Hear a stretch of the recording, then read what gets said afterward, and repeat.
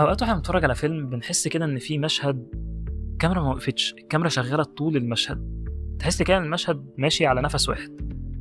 المشاهد دي بيبقى اسمها لونج تيك او الوان تيك. وان تيك لان الكاميرا بتفضل شغاله طول المشهد ما بتقفلش. المخرج هنا لازم يبقى عامل حسابه على كل حاجه بتحصل في المشهد من الصغيره للكبيره. وشفنا امثله لده، يعني شفنا مثلا فيلم بيرد مان، شفنا مشاهد من 1917، وشفنا فيلم اثينا برضو. فيلم اثينا بصراحه من الحاجات اللي استخدمت الستايل ده بطريقه لذيذه جدا، يعني تحس ان هو المشهد كله سموث كده، مش حاسس ان في حاجه غلط. وبصراحه المشاهد دي بتبقى من اصعب المشاهد اللي ممكن تتعمل، لان اي غلطه قد كده عيد بقى من الاول، ارجع من اول ما بدانا المشهد، لان المشهد هو وان تيك. فاي حاجه مش في مكانها، اي حاجه تغير مكانها، اي حاجه المفروض ما تظهرش، مش هينفع ان احنا نعيد الحته اللي فاتت بس، لا احنا هنعيد من الاول.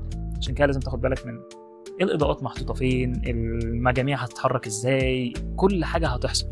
يعني في فيلم اثينا مثلا في انفجارات وفي حرايق وفي كل حاجه، في حرفيا كيوس طول المشهد، فما ينفعش ان احنا نعيده من الاول. فعشان كده لازم تبقى حاسب كل حاجه بتحصل قبل ما بتبدا حاجه زي كده. وطبعا الكاميرا مان هو اكتر واحد بيتهان في حاجه زي كده، بس بتحتاج تحسب كل حاجه بتحصل في المشهد.